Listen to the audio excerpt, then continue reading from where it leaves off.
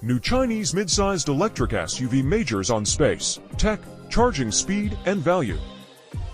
It probably won't surprise you that the creator of the subject of this test, the XPeng G6, is something of a Far Eastern imitator of Tesla. The brand has yet to assume anything like a comparable growth path, but its expansion to European markets, including, very recently, the UK, may well be another key step along the way. XPeng was founded in Guangzhou, China, in 2014 by former senior executives of state-owned GAC. The enthusiasm for advanced automotive technology that those two executives, Zia Heng and He Dao, put at the core of their new enterprise can be read as a reaction against the presumably conservative attitudes of their former employer. XPeng had offices in Silicon Valley, California, within a few short years of its formation, and was closely involved in the development of autonomous cars before its 5th birthday. It is international in its outlook and independently operated. Its shares are traded on the New York and Hong Kong stock exchanges, and it remains committed to distinguishing its electric cars from their peers primarily via their technology. It introduced the G6 in China in June 2023 as an ultra-smart coupe SUV, and it's now available through newly recruited UK distributors International Motors. Based on an all-new model platform, the G6 offers several key selling points relative to rivals grouped around a price point, starting at just under £40,000. These include 800 volts rapid charging and, according to its maker, efficiency, onboard digital technology, and sophisticated advanced driver assistance systems. Design and styling. The G6 looks like a slightly naive mix of the progressive and derivative. Its robot face look is clearly intended to outwardly manifest the technologically avant-garde philosophy within, but just how successfully it manages to do that seems very open to question. The curving roofline and distinctive silhouette are certainly quite bold and ought to better identify the car.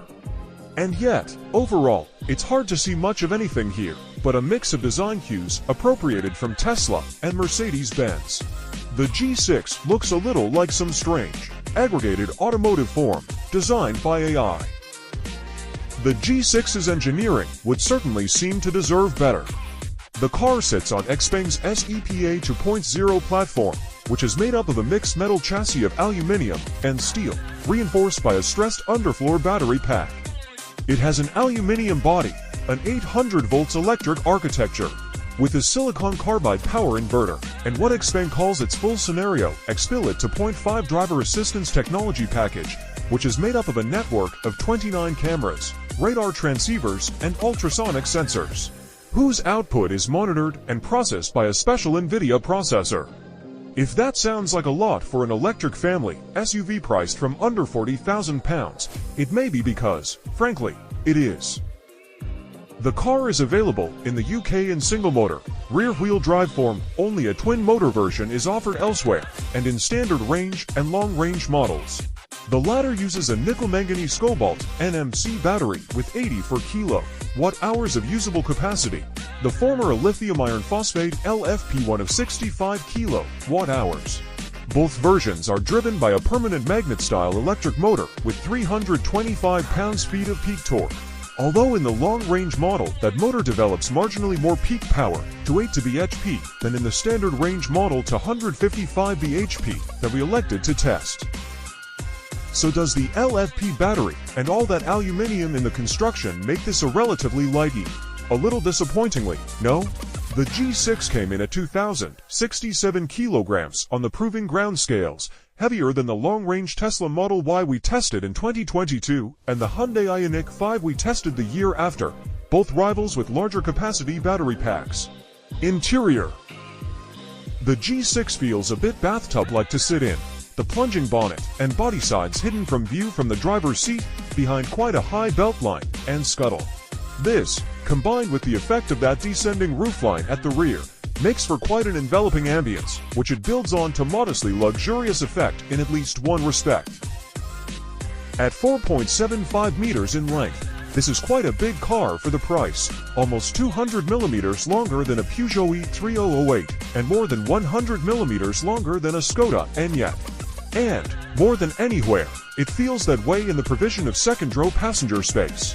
Even taller adults will find room to stretch out in the back seats, which don't seem to suffer from the high floor syndrome that affects so many EVs. They also recline quite a long way. Digital technology aside, though, you wouldn't say the G6's interior feels particularly lavish, though neither is it hard or cheaply kitted out.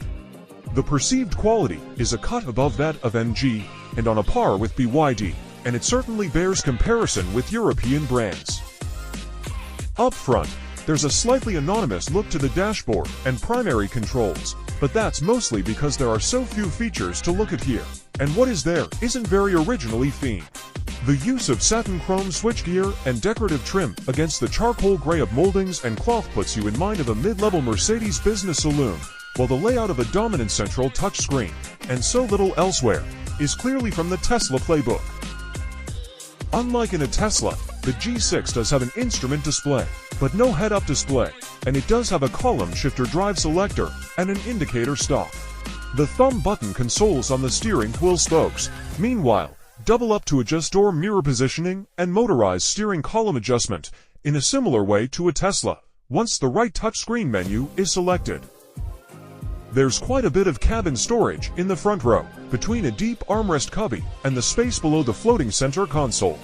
However, while the boot is advertised at a voluminous-sounding 571 liters, its outright space is clearly shallower than in some squarer-bodied SUV rivals, and might not be suited to carrying the very bulkiest of load.